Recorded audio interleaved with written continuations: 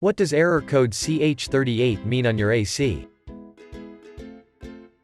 This is CH38 displayed.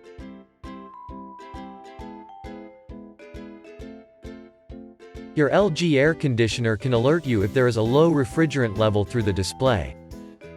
Refrigerant is a fluid that is circulated through a refrigeration system. The transfer of heat occurs through thermal exchange. In an air conditioner, this fluid is converted into a low-pressure gas that removes heat from indoors, as it runs on CH38 code. Maintaining the air conditioner will prevent damage. Remember, refrigerant levels must be maintained by a technician.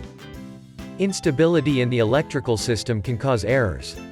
Turn off the AC and unplug the power cord, then plug it back in after 5 minutes. In case the error persists, contact the service center.